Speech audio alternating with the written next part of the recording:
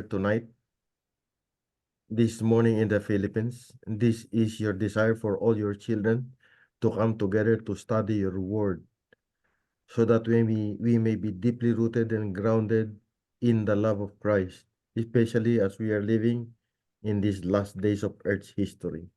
Your humble servant, Brother Epi, will present Jesus, our Passover, and this will take us back to the time of the history of the Jews, going down to the reality that is Jesus Christ. And may the Holy Spirit, who has always been in our midst, continue to enlighten us and at the same time empower us, that we will not be lukewarm Adventists, but we will have the mighty power of the Holy Spirit, that we will share the gospel without shame, because Christ was not ashamed to call us brothers and sisters. Thank you for answering our prayers. We humbly ask in Jesus' name. Amen. Amen. Amen. Ano ba yan? Bakit na? Ano?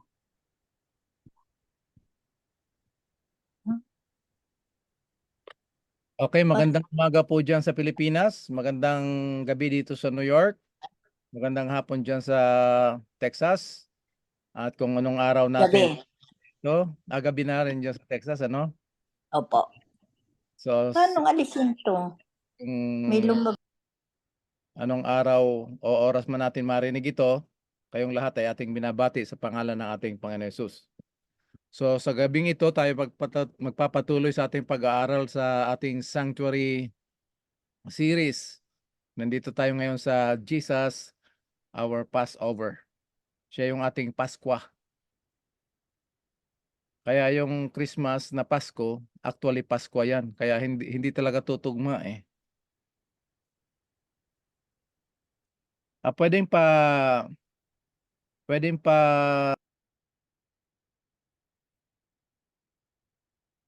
Na-mute kita, paki-unmute.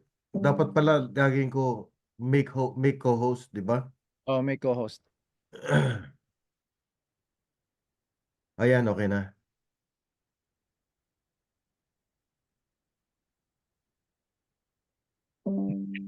Oo. Ayan. So ang topic natin ngayon ay Jesus, our Passover. Isa yan sa mga services doon sa sanctuary nung panahon nila Moises na binigay ng Panginoon sa kanila. So mag-uumpisa tayo ngayon sa ang tawag ng pag-aaral natin lahat sa mga sanctuary at mga prophecy. Ang tawag ko dyan sa pag-aaral na yan ay AFP, parang Armed Forces of the Philippines. But actually, it's application of the fulfilled prophecy. Naalala natin mga kapatid nung sinabi ni Jesus sa Matthew 5:17 na huwag niyong iisipin na ako ay pumarito upang wasakin, gibain ang kautusan at mga propeta. Huwag niyong iisipin ako ay pumunta rito upang tuparin. So yung pagpunta ni Jesus dito is to fulfill. Ano? To fulfill. Not to crucify, but to fulfill the law and the prophets. Ang ibig sabihin nun, ang tinutukoy ng mula Genesis hanggang Deuteronomy, yung first 5 books ni Moses, ay si Jesus at ang kanyang gawaing pagliligtas. At yun naman ay pinasundan ng mga propeta from major prophets papunta ng minor prophets. Si Jesus pa rin ang tinutukoy. Mababasa natin yan sa Luke chapter 24 verses 44 and 45. So dito tayo ngayon magpo-focus ano itong Passover na tinatawag. Okay, dito tinupad na ni Jesus ito. Luke chapter 22 verses 15 to 20. Sabi dito, and he said unto them, with desire. Kuya Pepper, may papasok yata. Andiyan na. Okay. And he said unto them, with desire I have desired to eat this Passover with you before I suffer. So makikikain muna si Jesus, magpapartake muna siya yung tinatawag na kapistahan ng Passover. Bakit di marinig? For I say to you, unto you, I will not anymore eat thereof until it be fulfilled in the kingdom of God. So itong Passover, kakain muna si Jesus bago siya i-crucify, at ang kasunod niyan na pagkakaroon ng Passover ay doon na sa katuparan ng kaharian ng Diyos. So ngayon, nagbigay siya ngayon ng sa example doon sa katuparan ng Passover kung ano yon. And he took the cup and gave thanks, and he said, take this and divide it among themselves. 18 to 19. For I say unto you, I will not drink the fruit of the vine until the kingdom of God shall come. And he took bread and gave thanks and broke it. Tanda natin yung apat na ginawa niya, no? He took, he gave, he broke, and blessed. And he gave to them, saying, this is my body, which is given for you. Do this in remembrance of me. Likewise, also the cup of supper, saying, this cup is the New Testament in my blood, which is shed for you. Wow. So makikita natin yung mga terminology dito, drink the fruit of the vine and the bread. Nakita natin yan na nakakonect yan doon sa sanctuary services. So dito, makikita natin yung tinatawag na Passover. Yung Passover, ibinigay ng Panginoon, ng Diyos sa mga Israelitas bilang tanda o memorial service. Mga paglilingkod sa Panginoon na merong dinadalang alaala. Ano ito? To point two things, para ituturo sila sa dalawang bagay na mahalaga sa kanilang karanasan bilang bayan ng Diyos at bilang mga makasalanan. Number 1, upang paalalahanan sila kung paano sila pinalaya mula sa pagiging alipin doon sa Ehipto. Yan ang una. So ito yung meaning ng Passover, ituturo sa kanila yung dalawang bagay na napakahalaga. Kung paano sila pinalaya mula sa pagiging alipin sa Ehipto. Pangalawa, tinutukoy at tinuturo sa kanila ang pagdating ng Mesiyas o Mesiya ba yan sa Tagalog? Mesiya, na siya ang mismo ang magpapalaya hindi lang mula sa pagiging alipin sa Egyptian, kundi pagiging alipin mula sa kasalanan. Kung makikita natin, mapag-aralan natin, mabasa natin sa New Testament, laging nakaugnay ang subject ng kaligtasan doon sa pagiging alipin sa Egypt. Kaya napakahalaga nito mga kapatid. So dito, yung actual na karanasan ng mga Israelitas, ginamit ng Panginoon para maging ehemplo, maging model ng actual na pagiging malaya o pagbibigay ng Panginoon ng kalayaan o kaligtasan mula sa pagiging alipin ng kasalanan. Kaya napakahalaga itong Paskwa or Passover. Tingnan natin, kasi sa literal na Israelites, ang nag-alipin sa kanila yung Egypt. Tapos pagdating ng panahon, nung panahon na ni Jesus at natupad na itong Passover, si Jesus na nga yung Passover natin, ang nangyari ay ang nag-take over naman sa mga people of God, sa mga Israelites, yung Rome. So yun yung literal Rome, literal Israelites. Ngayon, spiritual Israelites na tayo. Paano nakakonect ito, yung literal na Egypt, papunta ng Rome? Ano? Titingnan muna natin ito, pag-aralan muna natin kung paano itong paglaya ng Israel, nagpalaya sa kanila ang Panginoon Diyos, di ba? Kung paano sila pinalaya mula sa Egypt at ito ay naging anino o naging halimbawa sa spiritual Israel. Kung paano tayo fleeing from Rome. Titingnan muna natin itong parallelism dito. Itong Egypt, ito yung literal experience ng Israelites. Itong Rome, ito yung Babylon, spiritual Babylon. No? Number 1, yung Egypt, tinawag yan sa Ezekiel 29 verse 3, dragon. Pwede nyo i-check dyan sa Bible ninyo mga kapatid, ano? Ezekiel chapter 29 verse 3. Dito naman sa Revelation chapter 12, yung Rome na spiritual Babylon yan, tinawag din na dragon. So pareho sila, no? Tapos yung Egypt, pinanukala nilang patayin si Moses kasi nalaman nila na ang lahat ng mga Israelitas na mga bata mula 2 years old pababa, grabe, no? Parallel talaga, ay kailangan patayin. So they tried to kill Moses, the deliverer, doon mismo sa kanyang kapanganakan. Alam naman natin yung istorya ni Moses, di ba? Nakita siya ng prinsesa. So, inadapt siya kasi maganda yung bata.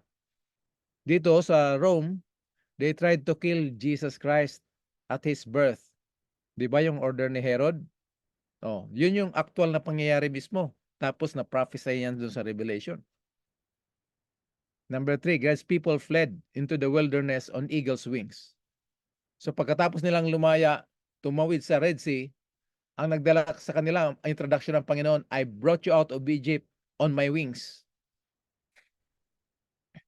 Kaya, Exodus chapter 19 verse 4. Dito naman sa Revelation chapter 12 verse 14, God's people fled into the wilderness on eagle's wings. Pero inihanda ni Lord yun. God prepared for them for 1,260 years or 42 months. Number 4, God fed them with a bread from heaven. Yan yung mana. Alam na natin yung meaning ng mana, di ba? Ang meaning ng mana, hindi namin alam. So kung hindi nyo alam yung meaning ng mana, na ang meaning nun na hindi natin alam, ngayon alam nyo na. Anong meaning ng mana? Hindi natin alam. So doon sa mga kalalagin lang, hindi pa tayo matagal nag-umpisa.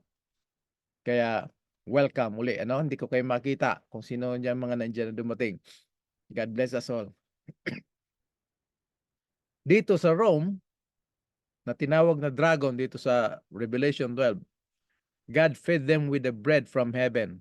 At ito, literal na ito na bread. Hindi yung tinapay galing doon sa panederya, kung hindi yung tunay na bread that came down from heaven to give life to the world. Nandyan niya sa John chapter 6, 35 to 56. Mahaba-haba yun na verses, no? Meaning, from the Old Testament to the New Testament, iisa lang ang source of sustenance nila. The grace of God that is in Jesus Christ. So God should feed the church doon sa wilderness. Okay? Number 5, miraculously delivered from the hands of the Egyptians. Pagkatawid nila doon sa Red Sea, nakita nila yung kapangyarihan ng Panginoon. Sabi ni Moses, huwag kayo matakot. Kasi ngayong araw nyo na lang makikita ngayong araw mismo na to, yun na lang ang huling makikita nyo yung Egyptians. So yun na talaga. Pag cross nila ng Red Sea, nagsara yung Red Sea, lunod lahat yung mga disciples at mga soldiers ni Pharaoh. Si Pharaoh lang ang natira. May tatanong nyo, bakit tinira pa si Pharaoh? Ano? Yan. So, pagdating naman dito kay Jesus, at sa ating experience, the last day generation of Christians, tayo ito, miraculously delivered and sing the song of Moses and the Lamb. Makikita niyo yan sa Revelation chapter 15 verses 1 and 2. No? So, kaya ko linagay ito dito para makita natin kung paano ginawa ng Diyos, ipinakita niya yung kanyang kapangyarihan, magligtas sa kanyang bayan sa panahon na ang kanyang bayan mismo ay walang magawa sa ganang kanilang sarili. Nakuha natin mga kapatid. Napakahalaga niyan na malaman natin na it really takes the grace, the power, the authority of God without human contribution. Kasi by nature, legalista talaga tayo. Ayaw natin na basta na lang tayo iligtas ng Diyos na wala tayong ginawa. Kaya diyan nagkakaroon ng confusion kung ligtas na tayo tapos may gagawin pa o kung saan nakapwesto yung gawa. Yung tinatawag na faith and works and faith plus works. Ano? So dito sa pag-aaral natin, makikita natin na talagang ang kaligtasan, all of God, is all of God. Wala tayong pwedeng ma-contribute. Anong pwedeng ma-contribute ng bayan ng Israel para lumaya sila sa Egypt? Yan. Tayo naman, anong pwede natin ma-contribute sa ating sarili para sa ikaliligtas natin kung ang ating pagkatao na pinagtatahanan ng kasalanan, anong pwede natin gawin? It really takes the grace of God, mga kapatid. Yung grace ni God, yan ang nagligtas sa atin. At yun din yun ang nagbibigay sa atin ng lakas para mamuhay sang-ayon sa kanyang kalooban. So itong ating Christian living ngayon, it will never contribute to our salvation in Jesus Christ. It will only manifest, it will only demonstrate sa buhay natin na tinanggap na natin si Jesus at ang bunga niyan ay pagtupad sa kanyang salita, pag-ingat ng kanyang mga kautusan. Again, keeping the law of God and obeying His word will never add or contribute sa ating kaligtasan. It will only manifest, magpapahayag na tinanggap na natin si Jesus with all our might, mind, everything that we have. We tell God, Lord, from head to toe, there's nothing good in me. And my only hope is built on Jesus' blood and His righteousness. So punta natin yung actual experience ng mga Egyptian tungkol dito sa Passover. Ano? Exodus chapter 25, chapter 12, verses 5 to 8. Verse 5, your lamb shall be unblemished. Ibig sabihin, walang dungis, walang sugat, kahit ano doon. I-check up yan ng pare, ng saserdote, yung ibibigay na hain. Pero dito, wala pa namang hain kasi aalis pa lang sila sa Egypt. So sabi ng Panginoon sa kanila, isang lalaking tupa, you may take it from the sheep or from the goats. You shall keep it until the 14th day. Tingnan natin yung number kasi napakahalaga, mga kapatid, ano? The 14th day of the same month. Then the whole assembly of the congregation of Israel is to slaughter it. Kailan gagawin? At twilight. So on the 14th day, on the twilight.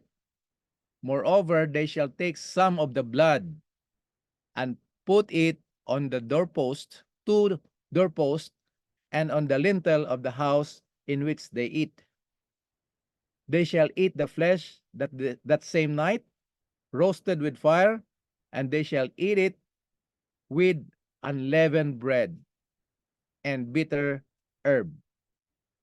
Karamihan sinasabi nila yan, ampalaya. So kakainin nila yung laman, yung karne ng tupang yun. Tapos yung dugo, ilalagay doon sa pinto. Kung mapapansin nyo, mga kapatid, tatlong corner ang lalagyan doon sa pinto. Isa sa kanan, isa sa kaliwa, at isa sa taas. Nakita na kagad natin yung symbol dyan, ano? Ang ibig sabihin yan, yung Father, Son, and Holy Spirit, involved sila dito sa Passover. Aalis sila sa Egypt. Palalayain sila ng Diyos. So bago sila aalis, kailangan kumain sila ng maayos. Pero may date. Tingnan niyo, mga kapatid, oh, may petsa. On the 14th day of the same month.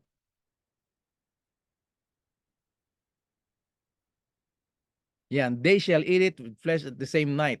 Verse 11. Now you shall eat it in this way, with your garment belted around your waist, your sandals on your feet. Pinaghahanda na sila ng Panginoon. Your staff, yung tungkod, yung baston, your staff in your hand, kasi lalakad kayo. Malayo-layo yung lalakarin nyo.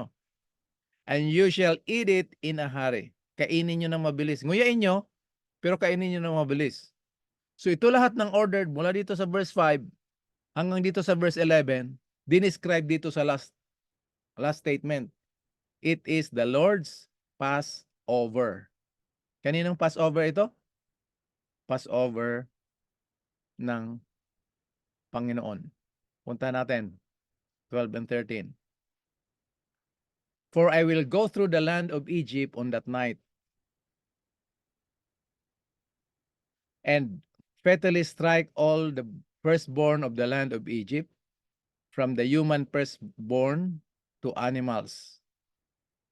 And against all gods of Egypt I will execute judgment. I am the Lord God.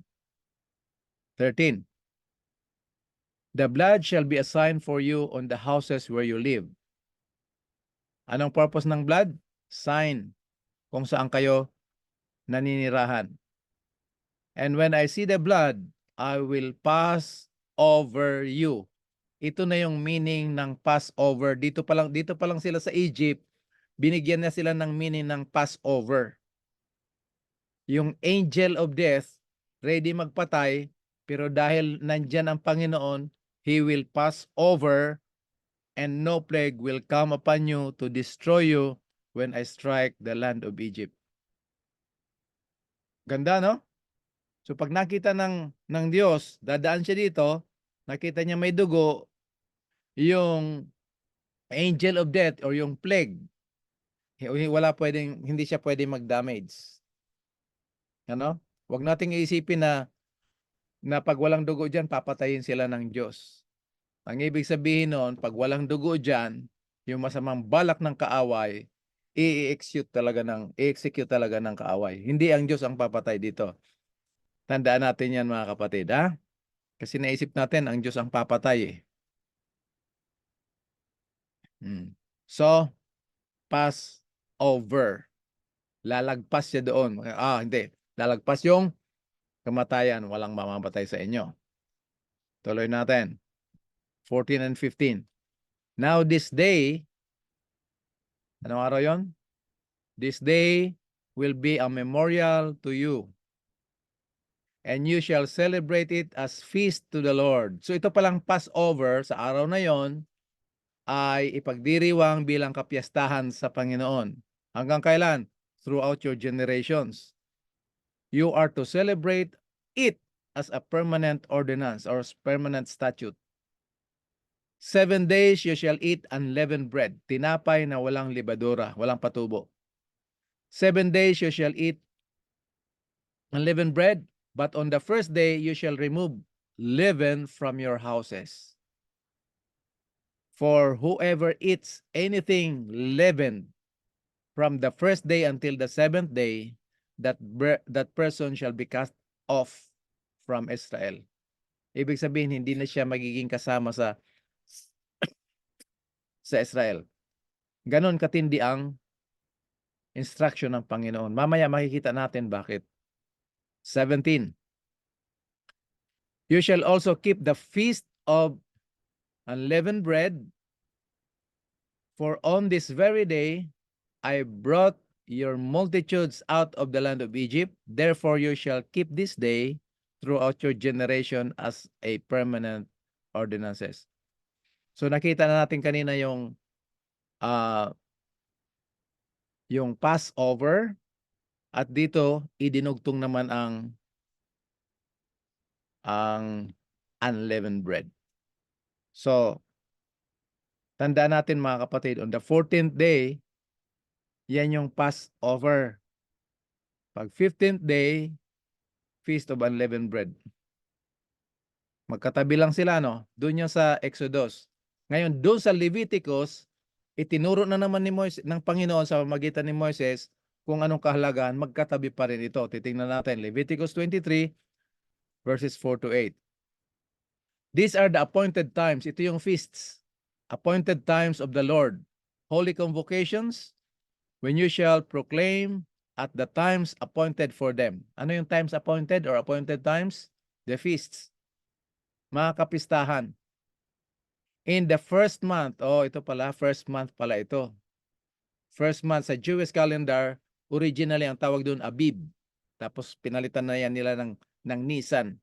Yung first month nila, March, April sa atin. Kasi Gregorian calendar tayo. So in the first month, on the 14th day, dito maliwanag na kanina, that very day, dito, 14th day of the month. Kailan gagawin? 14th day. Anong time sa araw na to? twilight. Ibig sabihin nito, sunset. Anong tawag niya sa dapit hapon yata yan sa Tagalog, Kuya Pipes? Sa dapit hapon? No, basta yung Twilight, twilight, dapit hapon, di ba? takip silim. Takip silim. Yan ang pinaka-the best na word, takip silim. So the first month, on the 14th day of the month, of the 14th day of the first month, gagawin nyo yan sa takip silim. Ano daw ito? The Lord's Passover. On the 15th day of the same month, there is the Feast of Unleavened Bread. So magkatabi lang, the same first month, 14th day, Passover, the Lord's Passover. Ika-15th, unleavened bread to the Lord. For 7 days, you shall eat unleavened bread. On the first day, you shall have a holy convocation. You shall not do any laborious work, but for 7 days, you shall present an offering by fire to the Lord. On the 7th day is holy convocation, and you shall not do any laborious work. So makikita na kaagad natin, meron na tayong idea, meron na tayong clue na yung Feast of Passover, the Lord's Passover, will be on the 14th day of the first month. Yung unleavened bread, magkasunod lang sila na araw. 15th day of the same month. Ano naman yon? Unleavened bread. So nung nakatawid na sila, reneview na naman ni Moises sa kanila kasi yung word na Deuteronomy is second reading or review. Punta natin doon sa Deuteronomy. Deuteronomy 16, 1-3. Observe the month of Abib. Yung first month. Ano? First month, Abib. Kung meron kayong internet dyan, tingnan yung first month of Jewish calendar. Ngayon, bago na yan, Nisan na siya, Nisan. So observe the month of Abib and celebrate the Passover to the Lord your God. For in the month of Abib, the first month of the year, religious month, the Lord your God brought you out of Egypt by night. So kanina ginamit do sa Exodus twilight. Dito ngayon, by night. Ibig sabihin, yung araw mag-uumpisa doon sa takip silim, yun ang tawag doon, night. So, and the morning, and the evening, and the morning. So nag-uumpisa talaga doon sa evening, sa night. Kailan in-execute ng Panginoon yung Passover? Naaalis sila sa gabi. No? Twilight. You shall sacrifice Passover to the Lord your God from the flock to the herd in the place where the Lord chooses to establish His name. Verse 3. Rini-review ito ni Moses na nung umalis sila ng Egypt. You shall not eat leavened bread with it. 7 days you shall eat with it. What kind of bread? Unleavened bread. The bread, anong ibig palibihin itong unleavened bread? The bread of affliction. You came out of the land of Egypt in haste. Di ba? Pinagmamadali sila ng Panginoon kasi aalis na sila doon sa Egypt.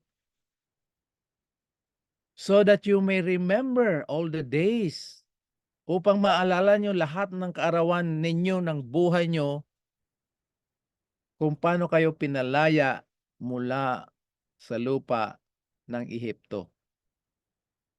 Ganda ng message ng deliverance ng Panginoon, ano? Konektado pala yung Passover, Feast of Passover and Feast of Unleavened Bread doon sa deliverance. Ngayon, kaya yung pinapahayag ng Panginoon sa kanila para maalala nila na ang Panginoon lang ang nagpalaya sa kanila. So ngayon, titingnan natin yung Jewish calendar. Sa atin, pag nakita nyo ito, March, April, May, yan yung calendar natin. Pero sa mga Hudyo, itong 1, yan yung first month nila, March, April sa atin. Yung second month nila, religious month, April, May. Hanggang doon sa September, October, yun ang pinaka-7th month. So ngayon, ang pag-aaralan lang naman natin ay Passover and unleavened bread. So dito sa first month, ang tawag nila dyan ay barley harvest. Ngayon, kung makita nyo yung diagram dyan, nakita nyo? Yung 13, Yan yung preparation for Passover. Mag-uumpisa ang araw sa gabi, sa takip silim. Tapos, ika-14th day, anong celebration nila sa ika-14th day? Feast of Passover. Ika-15th, ano na? Feast of Unleavened Bread. So doon sa inyo sa may mga background na pinag-aralan natin yung Leviticus 23, alam nyo na yung ibig sabihin nito. So sa actual na pangyayari, sa kasaysayan ng ating Panginoon, anong araw namatay si Jesus? Biyernes. Yan yung Christ died on the Passover day. Kaya nung Huwebes ng gabi, nandun sila sa Garden of Gethsemane, nagpe-pray si Jesus. Doon niya sinabi na, my soul is exceedingly heavy even to death. Parang mamamatay na siya sa bigat ng weight of sin of the world na inatang sa kanya ng Ama. Para babayaran niya, pero hindi siya dapat mamatay doon sa Garden of Gethsemane. Kailangan mamatay siya doon sa cross.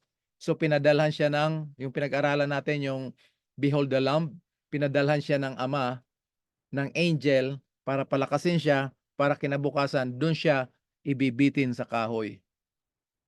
Para isumpa ng Ama ang kasalanan na nandun na taglay niya, na tinaglay niya mula doon sa incarnation. Okay? So, preparation for Passover, yan yung Thursday sa actual experience nila. Tapos Friday namatay si Jesus, yan yung Feast of Unleavened Bread, yan yung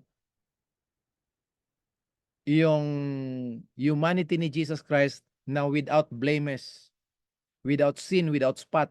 So He is the perfect Lamb who took away the sin of the world. Siya lang yung hain ng Diyos Ama mismo na accepted sa Ama kasi siya lang yung second Adam, siya lang yung tao na walang dungis at kinuha niya, tinaglay niya yung ating pagkatao sa ikaliligtas ng mga taong nahulog sa kasalanan.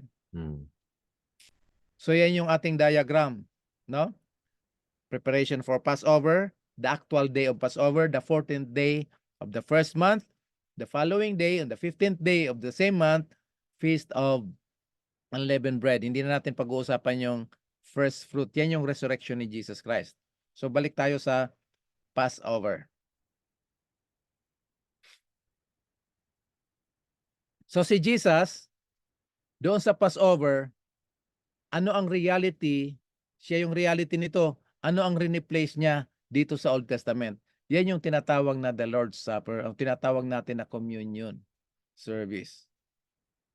Nakuha na natin bakit meron tayong communion service. Amen.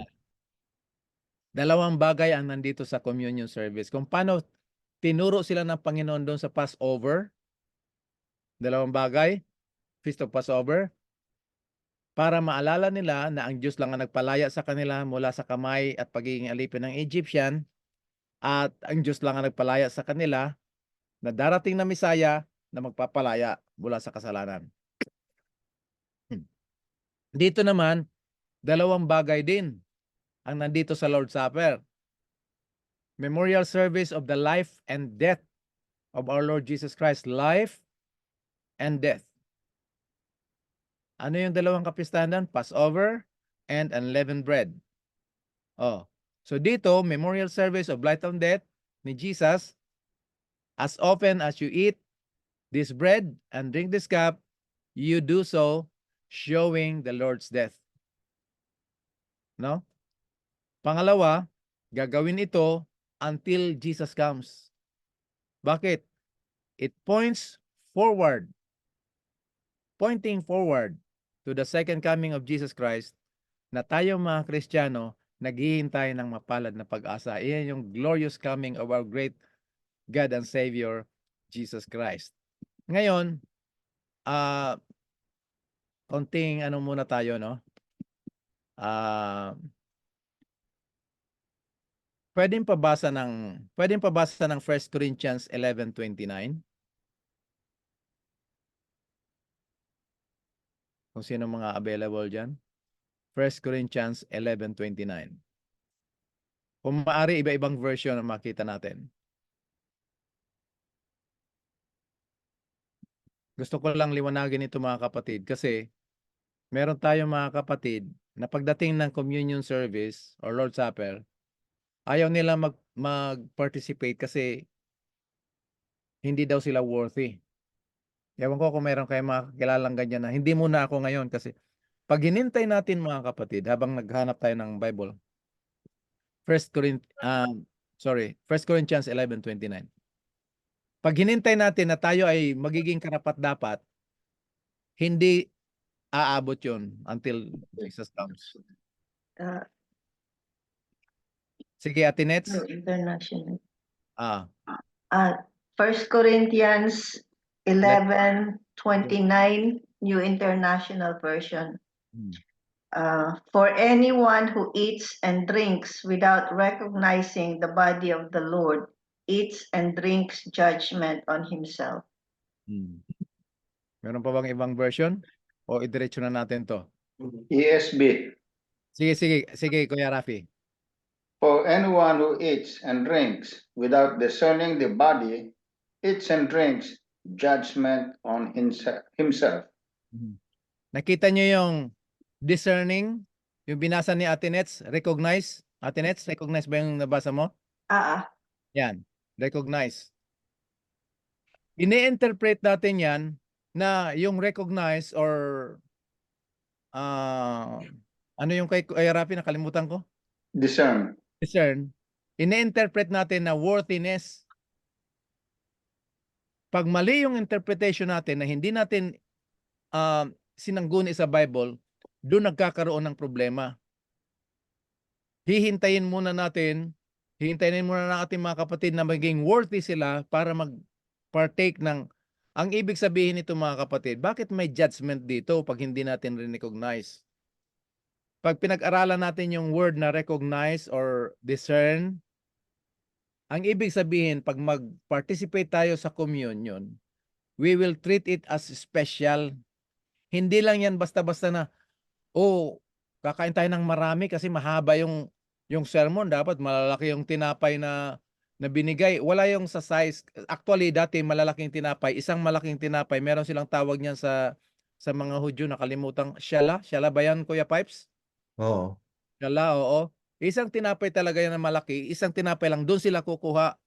Kumbaga sa modern time natin ngayon, yung ginagamit sa military na ginagawa-gawa na ng mga tao ngayon, ang tawag niyan ay budol fight. Military way of eating pag nandyan sila sa operation. Wala nang time mga plato-plato. Isang salpakan lang yung mga pagkain dyan, kanya-kanya ng Sugo. kain. Tawag niyan, budol fight. So dito naman sa Lord's Supper, itong communion service, ang gusto ng Panginoon yung to recognize or to discern, treat that Lord's Supper as holy, special, para lang talaga yan sa Panginoon. Hindi yan worthiness. Kaya pag meron tayong mga kapatid na nag-iisip na hindi mo lang sila mag-join kasi hindi pa ako worthy. Mga kapatid, isa yan sa laro ni Satanas na hindi natin ma-recognize o ma-discern si Jesus. Kasi pag kinain natin yung tinapay at ininom natin yung juice, we are telling God, Lord, this is my only hope. Ang hope natin wala dun sa tinapay, wala dun sa juice. Kung hindi, what it represents. It represents the perfect life of Jesus Christ and represents that perfect life was perfectly sacrificed at the cross. Pag kinain natin yun, ibig sabihin, tinanggap natin ang katotohanan na siya lang ang inaasahan natin sa ating kaligtasan at wala tayong pwedeng magawa.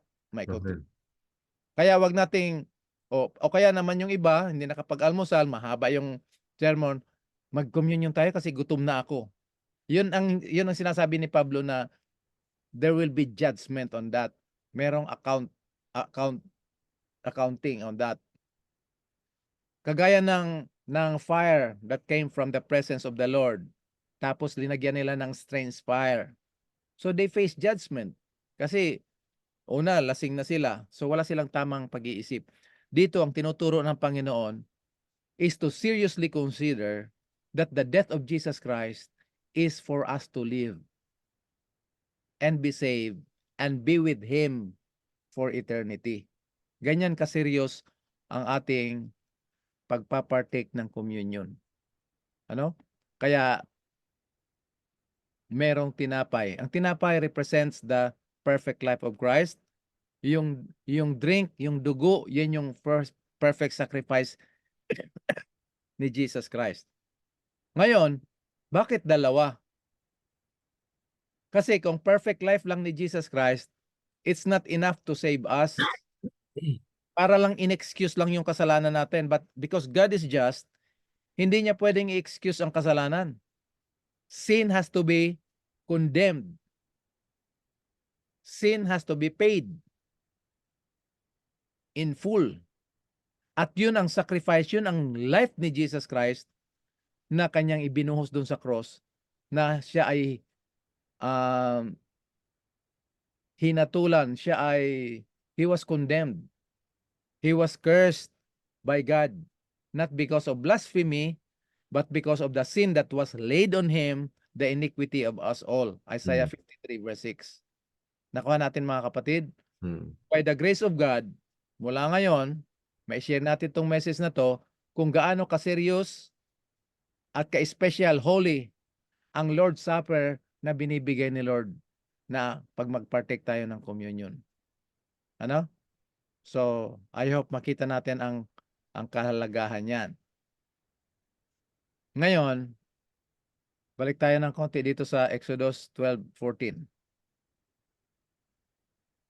This day will be a memorial to you, that you shall celebrate it as a feast to the Lord.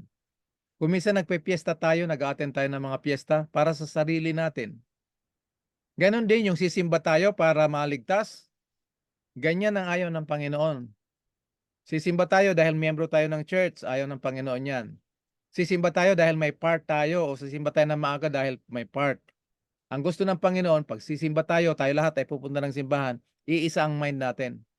To celebrate a feast, a memorial of God's saving grace in Jesus Christ. Kaya all your generation, throughout your generation, you are to celebrate it as a permanent ordinance. So kaya tayo, ginagawa natin ngayon, itong Passover and unleavened bread, yung communion service. Kaya natin mga kapatid, balikan natin tong Exodus 12:42. It is a night to be much observed unto the Lord for bringing them out in the land of Egypt. It is the night of the Lord. Kaninong night ito? Kay Lord. It is sa atin. Ano? Bakit kay Lord? Kasi siya yung magpapalaya. Siya yung magdadala sa kanila. Ayaw pumayag ni Parao, ni Pharaoh, hindi siya papayagan na aalis. So it really takes the hand of God, his wings. This is the night. This is that night of the Lord to be observed of all the children of Israel in their generation. Thus did all the children of Israel as the Lord commanded Moses and Aaron, so did they. And it came to pass the same day that the Lord did bring the children of Israel out of the land of Egypt. Titingnan natin itong kapiestahan na to at katuparan doon kay Kristo. Christ our Passover. Ito yung ating topic ngayon, no? Si Kristo ang ating Pasko. Exodus 12:5, your lamb shall be without blemish, a male of the first year. You shall take it out from the sheep or from the goats. Lamb without blemish. Kailan nila papatayin? Nung araw mismo na yon. Ika-14th day of the month, on that very day. Kailan nila papatayin yon? Twilight. Ano ang katuparan nito kay Kristo? 1 Corinthians 5 verses 7 to 8. For Christ, our Passover lamb, has been sacrificed. Let us therefore celebrate the festival. Anong klaseng festival yung kagaya ng ginagawa dito sa Exodus? Pinaliwanag na ni Pablo, not with the old leaven, the leaven of malice and evil. Pwede nyong buksan yung Bible nyo dito sa 1 Corinthians 5, 7, and 8, tapos basahin natin. Kasi highlight lang ito sa akin ngayon.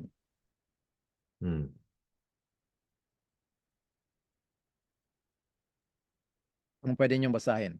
Not with old leaven, the leaven of malice and evil, but with the unleavened bread of sincerity Ang aking panalangin, tayo lahat ng mga nag-aaral dito kasi mga magka-classmate tayo. Ang ating reference, ang Bible, ang teacher natin, Holy Spirit, yan ang bibigay ng discernment sa atin. So yung pala ang leaven represents teaching. Dalawang teaching dito sa mundo. Ang teaching ng Word of God, which is pure, unadulterated, non-commercialized, at yung katuruan ng mundo. Nagagamitin ang pangalan ng Diyos for their own benefit. Nandyan yung malis, tsaka evil. Anything that we do that is out of faith is sin. Basahin natin mga kapatid. Romans chapter 14, verse 13. Tama ba? Paki-check nga, Kuya Piper. Romans 14:13. Oo, tama ba yun? Yeah. Whatsoever is not of faith. Is sin. Oo. Teka.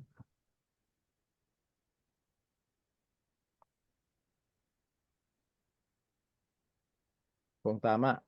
Therefore, let us not judge one another ito. Sige. 14:29 siguro. Hindi, sige. Tuloy mo lang. 14:23. 23. But he who doubts is condemned if he eats, because his eating is not from faith, and whatever is not from faith is sin. So everything that we do should be based on the Word of God. Na kahit yung mga religious practices natin, it should be in accordance to the Word of God. So, pwede pala tayo mag-attend ng communion na mali yung motive natin. So, itong Christ, our Passover, ang aayusin talaga nito, yung ating motive sa paglilingkod sa Panginoon. Nakita natin mga kapatid, ano? Kasi pwede tayong mag-appear na godly sa mga mata ng mga tao. Pero sa Panginoon, walang drama. Laging sincerity. Pag sinabing sincerity, walang nakakakita niyan. Doon yan nangyayari sa loob ng puso. Sincerity and truth. He that worship God must worship Him in spirit and in truth. Hindi yung religious activities lang. Puro religious activity. Oh. So yan yung essence that Jesus Christ is our Passover Lamb. Behold the Lamb of God. So lahat ng mga terminology na pag-introduce kay Jesus Christ, galing doon sa sanctuary. Kaya kasama itong Christ our Passover, doon sa sanctuary service, kasama sa series ng ating pinag-aaralan, the sanctuary series. Ano? Tingnan natin, konsultahin natin si Peter. 1 Peter 1:19. Sa 18, we were not redeemed by silver and gold. And verse 19, but with the precious blood of Christ. Dinescribe ni Peter si Christ na may precious blood. Ano ito si Christ na may precious blood? As of the Lamb without blemish and without spot. So tama talaga yung hula doon sa book of the law na tinupad ni Jesus mula doon sa Exodus chapter 12 verse 5. Lamb without blemish or without spot. Ganda, no? Hebrews chapter 4 verse 15. For we have not a high priest which cannot be touched with the feeling of our infirmities. Wala tayong saserdote na hindi siya pwedeng makakonect sa atin. Kasi si Jesus, lahat ng pinagdaanan natin, pinagdaanan niya. He was tempted in all points as we are. Ang kaibahan lang, He was without sin. So doon si Jesus naging bida. Kasi Him being spotless, without sin, without blemish, doon pwede niya tayong tulungan. Kasi sabi niya, pinagdaanan ko na yan, kaya lang hindi talaga ako nahulog dyan. Ngayon, kung nahulog ka dyan, kaya kitang palayain dyan, kaya kitang iligtas dyan, mula dyan sa kung ano man pinagdadaanan natin. No?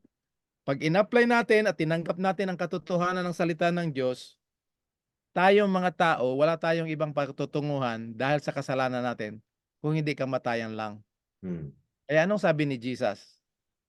Most assuredly, John chapter 5:24, basahin nyo sa inyong sariling version. Ito yung pinaka-point mga kapatid. Tinitiyak ko sa inyo, sinasabi ko sa inyo, most assuredly I say to you, ang siyang nakikinig ng aking salita. Kaninong salita? The spotless Lamb of God. It takes away the word, the sin of the world. He who hears my word, number one, hears the word, spending time with Him, studying His word, kagaya ng ginagawa natin ngayon by the grace of God, no credit to us, and believes. Kasi pag nag-study ka ng word, binasa mo, inabsorb mo, makita mo ito pala yung totoo, nandyan yung pangalawang ingredient, believe. So he who hears my word, kasi yung word ni Jesus galing yan sa Father eh, and believes on Him who sent me, anong mangyayari? Halimbawa, ngayon ka lang nag-attend ng Bible study, narinig mo ito, tapos sinabi mo, ay oo, ang ganda nito, tama yan. Anong mangyayari sa buhay mo? Hindi mo yan mararamdaman, hindi mo maunawaan, walang anything that is from us, dyan lang sa Word of God, tapos nagsabi ka yes. Anong mangyayari? Has everlasting life and shall not come into judgment. So kanina, pag hindi natin i-treat holy yung communion, talagang aabot tayo ng judgment. Pero by the grace of God, in spirit and in truth, in sincerity and in truth, we accept Jesus Christ as our only hope of salvation. Anong sabi ni Jesus? He shall not come into judgment, but passed from death to life. Yan na yung crossover, yan na yung Passover. Kung si Jesus ang ating Passover from death to life, sa experience natin, ito na yung status natin. We will not face judgment anymore. But we crossed over, we passed from death to life. So pag namatay si Brother Epi ngayong gabi, I don't die to pay the wages of sin. I just go to sleep.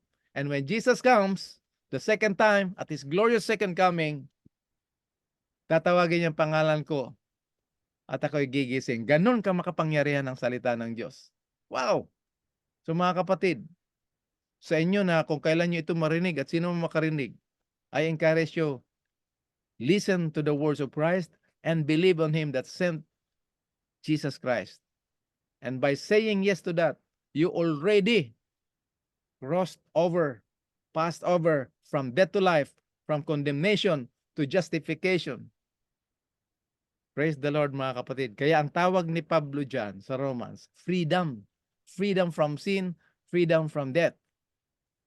For the law of the Spirit of life has set you free. How? In Jesus Christ. Nandito yung in Christ motive mga kapatid. So Jesus Christ, He has the law of life and spirit, set us free from the law of sin and death. Pag makita nyo yung law dyan, hindi yan yung Ten Commandments ha. Yan yung principle. Kagaya ng yung mga may sakit sa hospital na hirap huminga, anong linalagay doon sa ilong? Oxygen nandoon sa loob ng tangke. Habang tayo magaling, meron na tayong oxygen dito sa dahon ng tanim. O nagbibigay siya ng oxygen sa atin habang kinakain nila yung carbon natin. Talagang cycle of life. So si Jesus Christ, nandun sa kanya yung law of life and spirit, He's the source of life. Pinalaya niya tayo mula sa prinsipyo ng kasalanan at kamatayan. How did it happen? Yung law of life and spirit, tsaka law of sin and death, nandun sa kanyang pagkatao nag-aaway. Anong pinili ni Jesus? Pinili niya yung law of life and spirit by condemning sin unto death doon sa verse 3.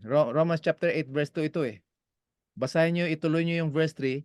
God sent forth His Son, for what the law could not do, that is weak through the flesh, pinadala niya ang kanyang bugtong na anak in the likeness of sinful flesh, and on account of sin, what did He do? He condemned sin in the flesh by producing a perfect life, righteousness of Jesus Christ. That's why, pag nakita mo yung Jesus is our Passover, ang ibig sabihin niyan, Jesus is our righteousness. So, ganun lang yung kasimple mga kapatid. Ito, dito sa emblem. Sige po. Thank you for joining. So, Christ gave us two emblems or symbol. Bread and the wine in the Passover feast. Wine as depicted in the sanctuary service. Tingnan natin, no? Genesis 14:18. The king Melchizedek of Salem brought out bread and wine. Nandiyan yung bread and wine. He was a priest of God Most High. Isaiah 62 verse 9. Those who harvest grain will eat it and praise the Lord. Those who gather grapes will drink wine in my holy courtyard.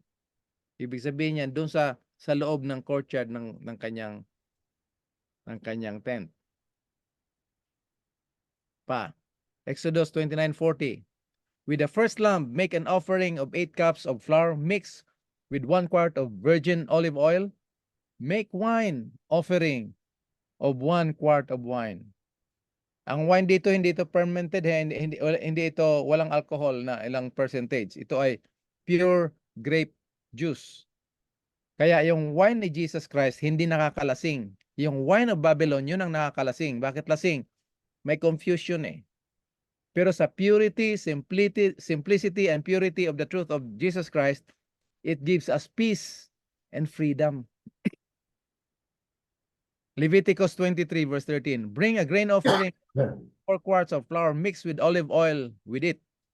This will be a sacrifice by fire made to the Lord, a soothing aroma. Use 1 quart of wine for the wine offering. Oh. 1 Chronicles 9:29. Our other descendants of Korah were placed in charge of the utensils, the holy utensils, the flour, wine, olive oil, incense, and spices. So nandyan talaga yung grape juice, wine, fresh wine. John 2 verse 3, naalala niyo yung wedding at Cana? Doon sila sa simbahan ni kakasal, pagkatapos doon mismo ginawa ni Jesus yung wine. When the wine was gone out, Jesus' mother said to him, they're out of wine. So anong ginawa ni Jesus Christ? He turned water into wine. First miracle. Oo. Yung mga lasinggo na mahilig maglasing-lasing, nakatikim sila ng pure wine ni Jesus Christ. Sabi nila, anong klaseng wine ito ah? Anong brand nito? Sobrang sarap. Yun ang purity. Pag marinig natin yung pure message ng everlasting gospel, Christ our righteousness, the soul, the heart of every sinner will rejoice in the righteousness of Jesus Christ. Wow. Okay, so punta na natin itong Jesus Christ as the bread kasi tapos na tayo dito sa wine. Yung wine is the sacrifice of Jesus Christ. Magkasama yung bread and wine. Magkasama yung Passover lamb, Passover, Feast of Passover, and unleavened bread. John 6:48-53. Sabi ni Jesus, I am the bread of life. Your ancestors or your forefather ate manna in the desert, but they die. Yung tinapay galing sa langit, kumain sila, pero namatay sila. Kasi literal yun eh, hindi spiritual. Ito yung reality ngayon. Sabi niya, but the bread that comes down from heaven is of such a kind that whosoever eats it will not die. Ibang klase din ito. Kung ibang klase ang natikman nyo doon sa wedding at Cana, itong tinapay na to, ibang klase na naman to. Ngayon, yung tinapay na sinasabi niya, ibang klase, such a kind that whoever eats it will not die. Inintroduce niya ngayon, I am the living bread that came down from heaven. If you eat this bread, you will live forever. Wow! Ngayon, kung ang mind natin ay nakatuon doon sa literal na tinapay, magkakaroon tayo ng problema. Kasi sabi ni Jesus, the bread that I will give you is my flesh, which I give so that the world may live. Or in King James, I give it for the life of the world. Pag sinabing life of the world, lahat ng tao, lahat ng generation, yun ang humanity ni Jesus Christ. So pag in-interpret natin yung literal bread, the bread that I will give you, hindi yung arena, kung hindi yung aking laman. Anong reaction ng mga tao? Sabihin, Brother Epi, mas magaling pa ba tayo doon sa mga tao? Hindi tayo mas magaling. Nandun na sa kanila yung reality. Ayaw lang talagang tanggapin. Kaya napakahalaga na maintindihan natin yung literal na bagay na binigay ni Lord para dalhin tayo doon sa spiritual na katotohanan. Literal na bagay, ginamit ng Panginoon sa message niya ng kaligtasan at pag-ibig para maintindihan natin, dalhin tayo dun sa spiritual na katotohanan. Verse 52, ang reaksyon ng mga tao. This started an angry argument among them. How can this man give us his flesh to eat? Kung nandun tayo mga kapatid, mag-a-agree talaga tayo sa kanila. Ha? Oo nga no. Akala ko tinapay na sinasabi niya tapos pakakainin niya tayo. Tapos, ang hambog pa ni Jesus na yung kanya daw laman, ipapakain sa buong mundo para mabuhay. Paano kakasya yun? Because Christ was not talking about the amount of his body. He's talking about the truth of his humanity. That he took upon himself for the salvation of the whole world, for redemption from sin. Nakita natin mga kapatid? So yun ang naging problema. Ngayon, punta tayo dito sa verse 53. He said unto them, I am telling you the truth. Totoo itong sinasabi ko. Sa King James, makikita niyo, verily, verily, I say unto you. I'm telling you the truth. This is the truth. The only truth. If you do not eat the flesh of the Son of Man and drink his blood, ay, naku, dinagdagan pa niya. Kanina, ipapakain niya yung tinapay, his flesh. Ngayon, dinagdagan niya, drink his blood. You will not have life in yourselves. Very truly, or truly, truly, or verily, verily, sa King James, I tell you, unless you eat the flesh of the Son of Man and drink his blood, you have no life in you. Nakita natin mga kapatid kung gaano kaseryoso ang katotohanan ng Passover lamb and the bread, unleavened bread. So sa pagtatapos mga kapatid, dalhin ko kayo sa aklat ni Mark. Yung flesh ni Jesus Christ, that is his humanity. Yan yung ating pagkatao na nahulog sa kasalanan. Nahahatulan niya doon sa cross. At yung kanyang dugo, yan yung kanyang perfect sacrifice as a lamb. So pag kinain natin yan at ininom, ibig sabihin, pinag-aralan natin yung kanyang pagkatao at nakiramay tayo, nakisangkot tayo sa kanyang suffering. Yan ang tinatawag na take up your cross daily and follow me. Yung pag-inom ng dugo ni Kristo, yan yung self-denial, self-sacrificing. So hindi tayo magpapartake ng communion para iligtas tayo. Nagpartake tayo ng communion to recognize, to discern that in Jesus' perfect life and his sacrificial death composed our full and complete salvation. Ang ibang pastor o theologian ang tawag dyan, his doing and his dying. His life and death, his flesh and blood. Okay? So ngayon, to end up,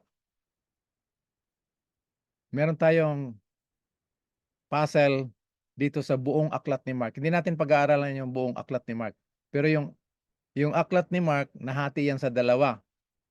Yung chapter 1 verse 1, papunta sa chapter 8 verse 31. Mula doon sa chapter 8 verse 31, nag-umpisa si Mark sa the Gospel of Jesus Christ. Basahin nyo, Mark chapter 1 verse 1. The beginning of the Gospel of Jesus Christ. So, pinipresent dito ni Mark si Jesus yung kanyang pagka-Diyos. So, yung mga tao hindi kilala si Jesus. Ang tanong nila, sino ito? Bakit pag magsalita siya, dinadagsa siya ng tao?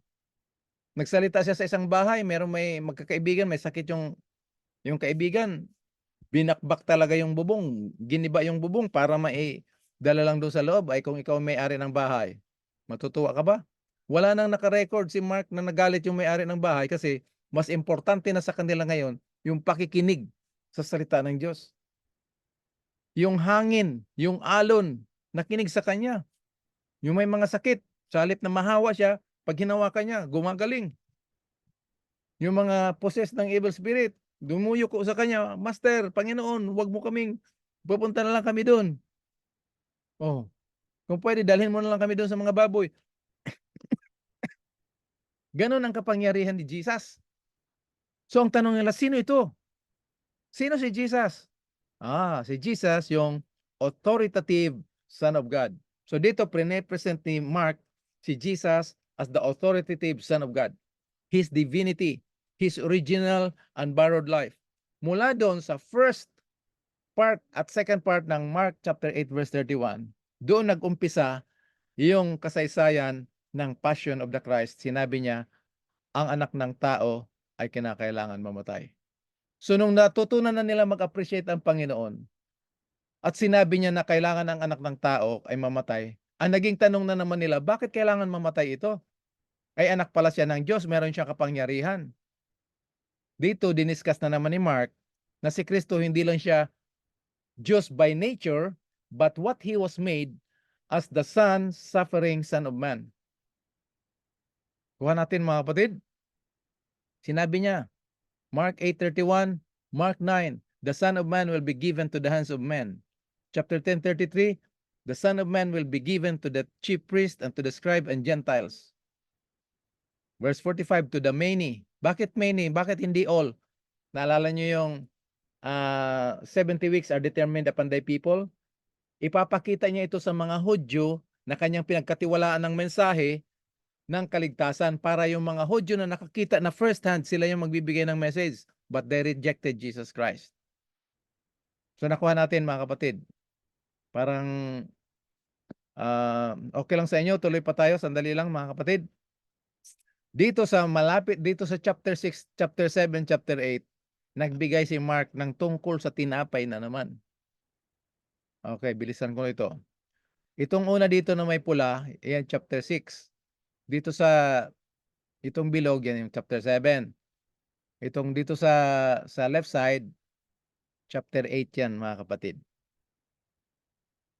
Ilang isda ang meron doon sa chapter 6 mga kapatid? At ilang tinapay? 5 tinapay. At ilang isda? 2. 2 mga isda. So ang ginawa ng Panginoon, alam nyo na yung rest of the story, gutom na gutom yung mga tao para mabilis lang tayo. Tinanggap niya yung tinapay, binasbasan niya, pinaghati-hati niya at binigay. Anong nangyari sa mga tao? Nabusog sila. Ilang tao ang kumain doon sa chapter 6? 5,000. Ang ginamit na basket doon mga kapatid, titingnan nyo sa original, ang ginamit na basket doon, maliit na basket, kofinos. Ilan ang sobra nung nagkainan sila? 12. Kung mapapansin nyo mga kapatid, yung mga numbers dito, sa chapter 6, 5, 5, 12, tapos 2, nandun sila sa Jewish territory. Paano natin nalaman na Jewish territory? Shortcut lang ito na pag ano sa tinapay ha, the Passover lamb and the unleavened bread. Jesus Christ is the bread of life. Kasi yung paghati ng mga tao kung paano nila bibigyan ng pagkain, kinuha niya yung tinapay, binasbasan, pinaghati-hati at binigay. Yung 4 na yan ang tandaan natin, ano? Mark chapter 6 verse 38 to 42. Yung naka-highlight lang ang basahin natin. Pinaupo sila by grupo. Paano ito grouping ng Panginoon? By hundreds and fifties. Saan galing yan? Exodus 18 verse 25. And Moses chose an able men out of Israel and made them heads over the people, rulers of thousands and rulers of hundreds, rulers of fifties, rulers of tens. So makikita na natin yung paghati ng Panginoon doon, hundreds and fifties.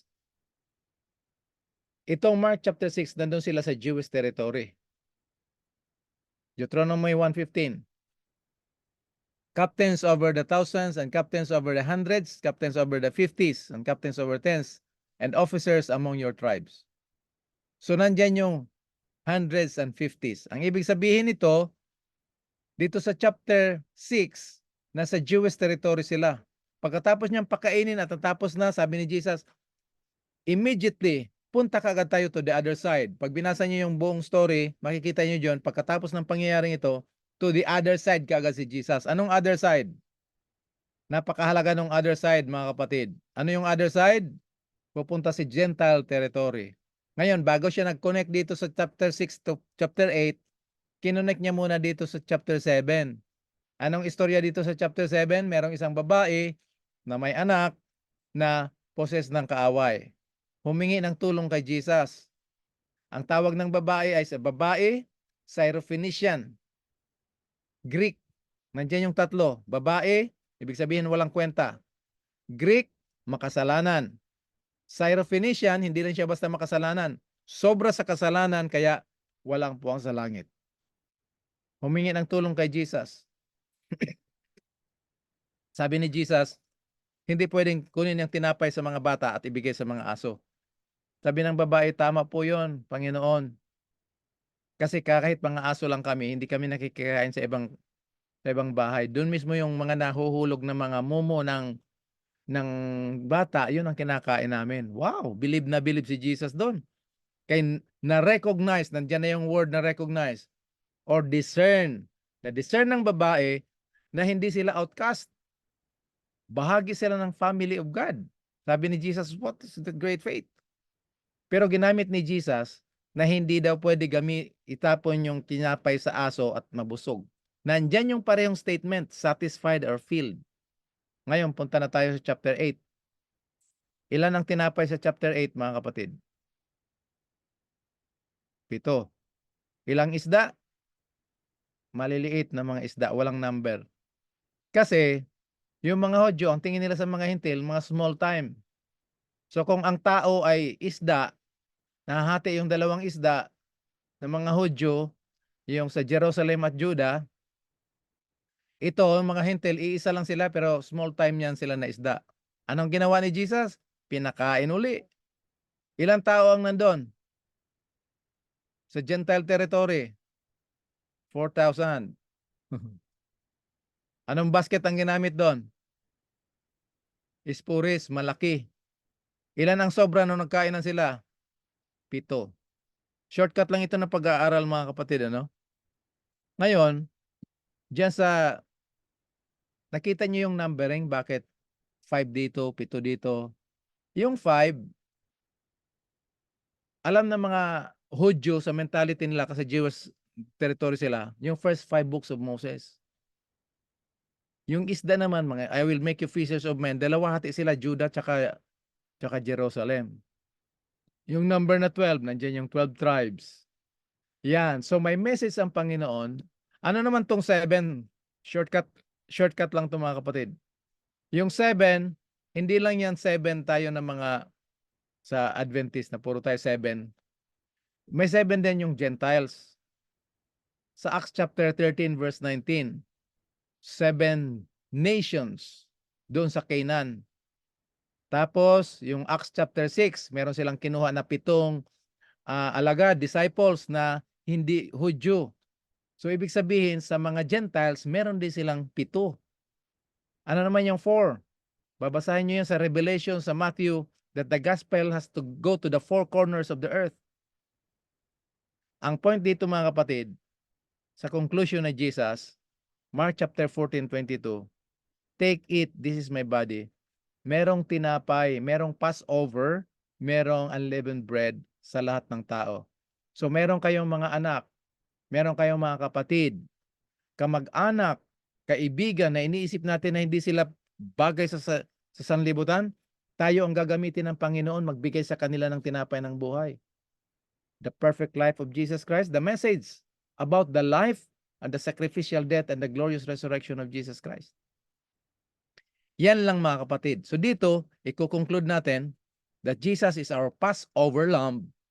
He is the one that brought us out of sin and death, and by believing His word, believing on Him that sent Him, we say yes to the word of God. We crossed over, we passed over through Jesus Christ as the way of salvation, from death to life, from condemnation to justification. So dito tayo natatapos, mga kapatid. Medyo mahaba-haba na naman itong ating pag-aaral. So pagpalain tayo ng Panginoon, may we continually grow in grace, in truth, in love, and in the knowledge of our Savior, Jesus Christ. God bless us all, mga kapatid. Thank you. Amen. Thank you, Kuya Epi. Kung meron po sa inyo may mga reflections tungkol sa ating napag-aralan ngayong gabi, ngayong umaga sa Pilipinas, pakisuyo lang po na i-share habang nakarecord yung ating presentation ngayong gabi for Facebook at saka doon sa mga hindi nakasama ngayon para meron silang mapakinggan sa kanilang. Any reflections po? Jesus our Passover. You see how everything that was written in the Old Testament, particularly Leviticus 23, finds their fulfillment in the history of Jesus Christ, his birth, life, death, and resurrection. So let us hear from anybody. Thank you.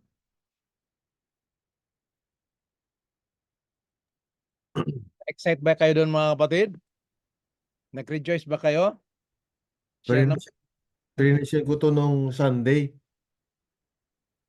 sa Association of Christian Evangelists, mga pare, obispo, minister, pastor. Although, siyempre, pinag-aaralan namin ngayon yung Jewish feast eh. Nag-umpisa kami sa birth of Christ. Kaya I had the opportunity to share with them this subject, Jesus our Passover. It's not very much dealt with because we know that in these modern times,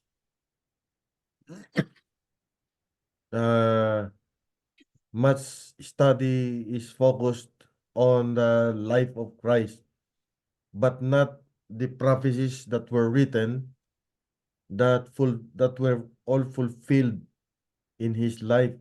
So this is our opportunity to share them. Me myself, I am rejoicing because I'm learning while I am sharing. Thank you so much.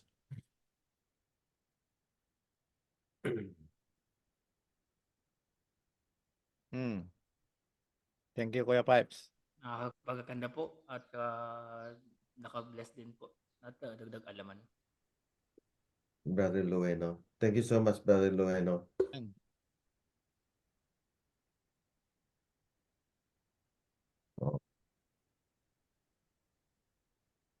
Kailangan natin balik-balikan ito para maging ma-internalize nga, ika nga. Pero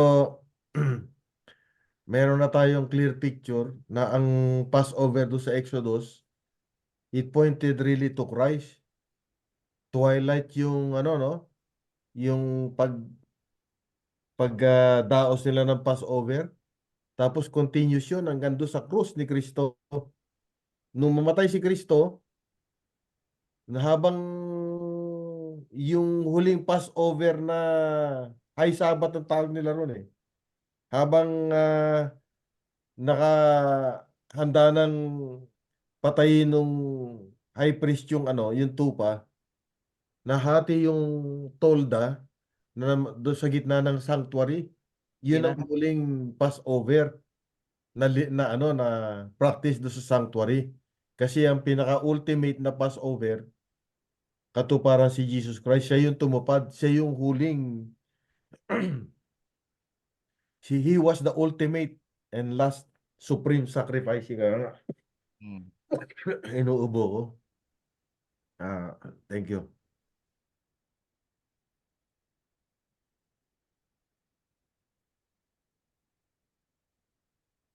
Ang masasabi ko lang dyan, yung Passover, religiously, regularly, pinapractice yan ng mga Hudyo. They know the law. They know yung mga feast nila. Alam nila lahat. Kaya lang, parang lumalabas na they are very choosy doon sa mga pinapractice nila. They are very choosy doon sa prophecy. Alam nila darating si Jesus Christ. Pero nandun din sa prophecy na alam din nila na yung darating na Messiah is a servant God, that he will be rejected, and that he will be killed. So nangyayari, parang very choosy sila kung ano ba yung gusto nilang i-accept na malaman. Parang tayo rin ngayon, ano, i-apply natin sa buhay natin as Christians, ano. May mga bagay diyan na ano, alam din natin, yun.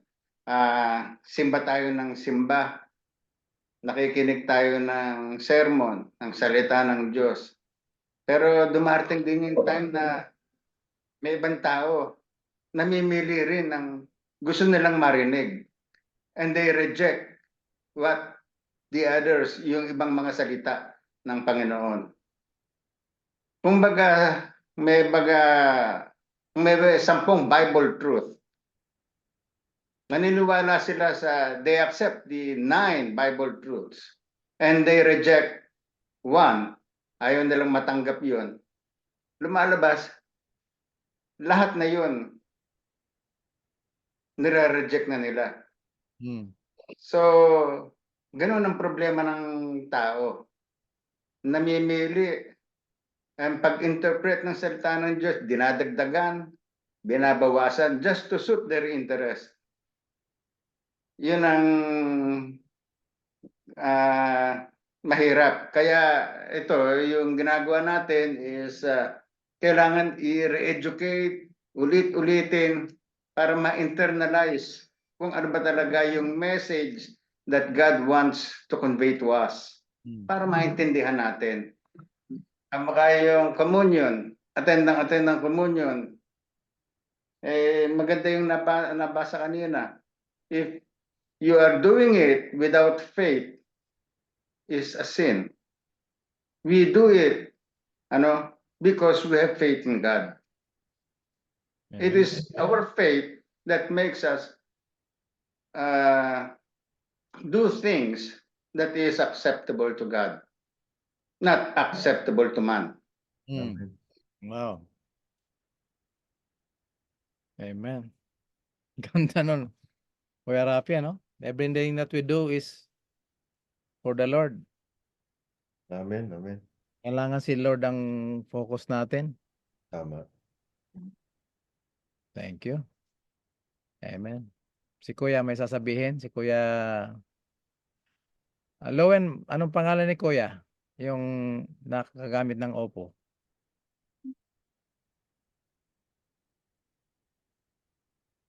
Oo. Ayun po, kuya. Nakamute po kayo. Paki-unmute po. Paki-unmute. Please unmute yourself. Please unmute. Ayun. Yan. Marinig na? Marinig Opo, ba? opo. Sige. My name is Romeo Ortiga, Coach Dudes.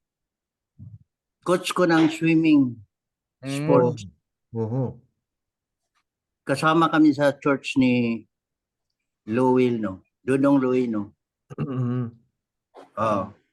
Pero he invite me more than a times. Ngayon, hindi ako marunong mag-Zoom. Oo. Inaruan niya ako. Yes, I'm also accepted myself nga kanang gutom pa sa mga ganito ba Bible study. Kasi I'm researching, siya nag-mentor sa akin, si Louie, no?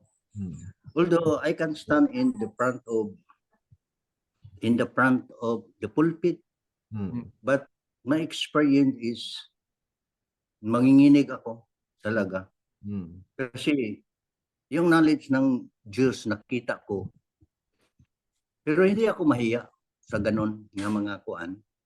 Kasi visible ang Ginoo pag nandyan sa kasing-kasing, in your heart, visible sa inyong pananalita, visible sa inyong gawa, visible in your face. Amen. Ganon lang. So, yun lang, I am very much happy to kanang i-entertain ko ninyo din sa inyong Bible study. I'm happy sir also. I like it. Nagkuan man ko na take note. Right? Kasi magamit ko ito in the end of times. Kasi nag-study rin ako hanggang ngayon. Yun lang, sir. Salamat. Maraming salamat po. Ano po ulit pangalan Pangalan, ninyo? Dudong, ha? Ano po ulit pangalan ninyo, Kuyang? Romeo Ortiga. Romeo Ortiga. Maraming salamat po. Thank you so much. Nakamute ka, Ep. Nakamute ka. VIP, nakamute ka. Nakamute ka, Ep. Salamat kayo, Coach Romeo. You're Sir. welcome og sa atong study ba? Kita tanan mag-classmate. Salamat. Praise God. Salamat sa next. Sama man siya pag-unmute. Unmute. Mao lang gyapon tong imong pisliton diha kanang murag microphone nga nag ilaw-ilaw o green. Kana oo. Thank you kaayo. Brother Lowen, thank you for inviting Coach Romeo. It's such a blessing, no? Okay Praise po. the Lord. Dami Nandiyan na akong si invite Sister pero Banji, si di pa Sister kanya- Daisy, Sister Eda. Go ahead, Brother Lowen. Dami din ko yung invite pero hindi pa kanyang iba. So, sige lang. By the Oo. grace of God. Sige lang. Sasali Tuloy lang. sila. Tuloy lang. Amen. Si Ate Nets, Sister Daisy, baka mahina yung signal ni Sister Daisy. Maganda siguro ba? Baka sa Cavite Hello po. Ayan, malinaw. Sister Daisy. Malinaw. Hmm. Oo. Hindi lang po ako makapag-open ng cam kasi baka mawala. Okay lang. Hmm. So blessing po, Kuya Epi. Kasi sa mga, I don't know, kagaya ko siguro na, again, baptized by the Holy Spirit na naman because itong Passover na ito, although I am reading the Bible every day and nadaanan ko naman yung mga story about sa Exodus, but I never did have time to focus on the subject of the Passover. Although I knew it, syempre kasama naman yan sa mga Bible study natin while we are growing up in the church. Pero ang pinakamagandang essence po doon yung sign of the post of having the blood of the lamb doon sa doorpost, na if walang blood of the lamb, the destroying angel will come to you and the judgment of God will come upon you. But if my blood, that becomes the Passover. So, napaka-importante po nun and nai-connect mo pa yun kanina, Kuya, sa yung pag-take natin ng communion. All this time, pag nagko-communion po tayo, ang akala natin it was just an ordinary parang kustumbre natin sa pananampalataya po natin. Kaya minsan mag-take lang tayo is because we are baptized. Yun naman yung number one na protocol ng communion kailangan baptized ka. If you are not baptized, hindi ka eligible mag-take ng Passover. Tama po yung sinabi mo kanina na some of the members of the church who are dapat ay mag-take ng Passover, some of them ay tumatanggi because sometimes we feel that we are not worthy. Delikado pala yun kasi the more na nag-reject tayo to take up the communion, lalong yung judgment pala sa atin ng Panginoon will come. So ang magandang balita po doon is pag inobserve po natin yun perpetually in our hearts, sa akin yun po ang tingin ko It is not by taking only of the communion, yung Lord's Supper, but yung heart natin kasi for me I understand it perpetually habang ikaw ay buhay, 'di ba? So kung habang ikaw ay buhay according kay Brother Rafi kanina, if you take it daily and observe it daily by heart, nare-remember natin yung blood ng Panginoon, yung pagtanggap natin sa dugo ni Kristo will manifest in our lives. So that is the true meaning of the Passover. Na we are not we have the confidence to face the judgment of God kapag in the final judgment. Amen. Medyo medyo na-heart ako doon kasi grabe talaga yung pag-ibig ng Panginoon, 'di ba? Ginawa niya tayong lumakas ang loob natin na harapin natin ang paghuhukom ng Panginoon with Him, no? Kasi yung dugo niya yung magpapatunay doon na na inilapit na niya tayo sa Panginoon and we are already redeemed. So, wala na tayong dapat ikatakot kahit anong oras siya dumating. Amen. Kung tatanggapin natin, kung if we will observe this Passover daily in our lives and in our hearts. Yun po yung parang na-bless ako ngayon. Amen. Parang next time siguro na mag-take ako ng communion, parang mas serious na ako, Kuya Don. Kasi dati parang iinom ka lang talaga, it is because nasanayan lang natin. But this time, parang nasa puso na. No? Thank you so much, Kuya Epi, for this. Praise the Lord. Thank you, thank you. Praise the Lord. Mhm. Amen. Meron pa po. Tanda natin, pwede natin i-share yun yung 1 Corinthians 11:29. It's not about worthiness. It's about seriousness, faithfulness. Amen. Thank you, Sister Daisy. Si Ate Nets, hindi pa nagsishare, no? Siya yung Siya yung thoughts. pinaka-conclusion natin lagi. Laging Si Sister Eda, baka meron. Hmm. Eda, baka nagdadrive ito. Ayan Yun. din, yan. Nagda-drive. I already arrived. Okay. Oh. Kasi ang taraw dyan, busy yan. Sigawain. Anyhow, human nature, or baka ako lang ito, na once yung sinabi mo, brother, gaya ng sinabi ni Sister Daisy, yung sinabi mo na, yung motive natin in going to church, yung motive natin sa pag-communion, minsan makarinig tayo ng sermon, mag-isip pa tayo, naku, sana andito yung si ano. Ay, sana nandito yun. So, tumpak ito sa kanya. Yung ganon. So, yun na nga, yun din yung sa pag-take ng communion, yun yung worthiness ba? We think about how worthy we are. We do the foot washing and we feel worthy to take yung mga, alam mo na yung motives ba? So, I praise God for the message tonight, the lesson tonight. It's always great. I always look forward to every lesson. So, thank you very much. Thank you, Sister Eda. Very inspiring. Talagang nakaka-inspire yung mga... Sendami sa inyo yung yung PowerPoint.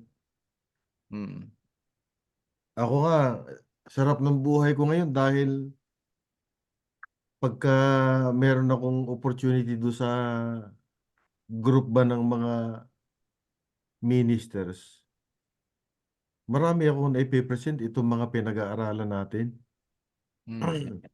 So at the same time, ako mismo, personal sa akin, nabibless ako kasi lalong naging maliwanag sa akin yung pinag-aaralan natin.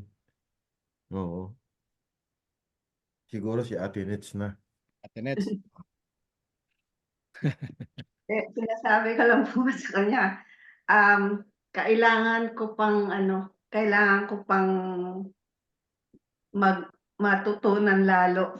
I think one passing of this topic is not enough for me. Kailangan pang maulit, ganun. Parang yung nung pinag-aaralan natin yung sa Book of Daniel, paulit-ulit, tsaka ko palang mauunawaan, ganun. The same thing here, although nababasa ko, kailangan pa kailangan ko pang mas malalim na pag-aaral. Pero isa lang ang message sa akin is, pag sinabi nating worthy, ibig sabihin karapat-dapat, di po ba sa Tagalog? Eh kung ang iniisip nga natin, karapat-dapat ba tayo o hindi sa sarili nating panunukat sa sarili natin. Kung tayo nagja-judge sa sarili natin, kung karapat-dapat tayo o hindi na mag-receive ng communion, then mali na tayo from the start. Kasi karapat-dapat tayo dahil sa Panginoon. Amen. Siya ang naging dahilan para maging karapat-dapat tayo na tumanggap ng communion. So wag nating sukatin yung personalidad natin, o wag nating sukatin yung sarili natin ng ayon sa ano tawag doon? Yung ayon sa Sariling daw natin, sa buhay natin. Eh, hindi nga po tayo karapat-dapat eh. Kaya nga nandyan ang Panginoon para maging karapat-dapat tayo. Amen. Amen. Amen. Wow. Ganda. Nag-comment si Brother June. Ang worthy natin ay wala sa atin kundi sa Panginoong Hesus. Exactly. Yun yung sinasabi ko. It's not about us. One It's mind talaga, no? Yeah. One mind. Praise the Lord. Anyway, Meron actually na counsel si Apostol Pablo sa Colossians 1:28. Yan ang warning sa ating lahat. Kung meron kayong kahit anong translation, pakitignan kung ano yung sinasabi. Colosas 1:28. Para makita natin kung paano tayong inilagak ng Panginoon sang-ayon sa kanyang panukala. Colossians 1:28. Yan ay admonition sa atin. Dapat nating gagawin yan. Pakibasa.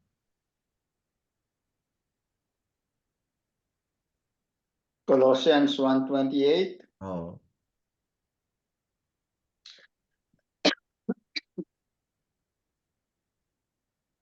Verse 28. Him we proclaim, warning everyone and teaching everyone with all wisdom, that we may present everyone mature in Christ. Di ba? Isang word na sa ibang translation, perfect in Christ. Everyone. Binibigyan tayo ng babala na turuan ang bawat tao na iharap ang bawat tao na ganap kay Kristo. Sabihin, titingnan natin sila ng walang kapintasan. Ganun natin titingnan ng ating kapwa-tao. Titingnan natin sila na lahat sila worthy. But their worthiness, sabi nga ni Ate Nets, dahil doon sa dugong natigis sa krus ng Kalbaryo, ginawa tayong worthy ng Panginoon. Sagana ng ating sarili, hindi talaga. Pero kay Kristo, naging worthy tayong lahat. Lahat nga tayo ganap kay Kristo, no? Mature in Christ. praise the Lord.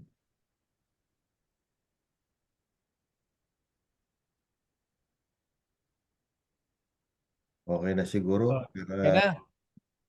Dalawa Mamaya. na lang tayo. Mm. Dalawa na lang yung afflict your souls, taka do not do any work. Dalawa na lang part natin sa sanctuary. Tapos planuhin na naman natin ang mga susunod na pag-aaral.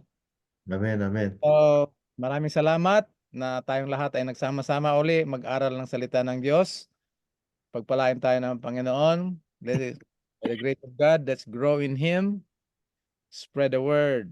And I love you all in the name of the Lord.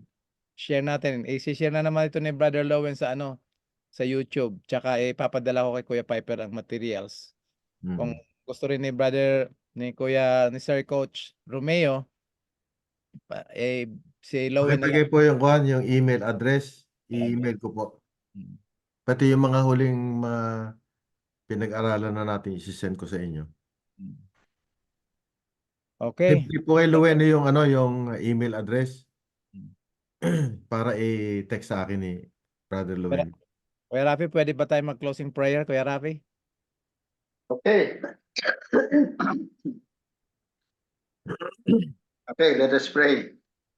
Lord, we thank you once again. We thank you for this opportunity to study your word. We thank you for those who step up to guide us in understanding your word, Lord. Lord, we thank you for making us worthy to you, Lord, despite our imperfections in life, despite our imperfection in thoughts and in deeds. You made us worthy, Lord. We Amen. thank you for that. Lord, we pray in the name of the Lord Jesus Christ. Amen. Amen. Good night and good Everyone, have a good morning. night. Okay, good night. Good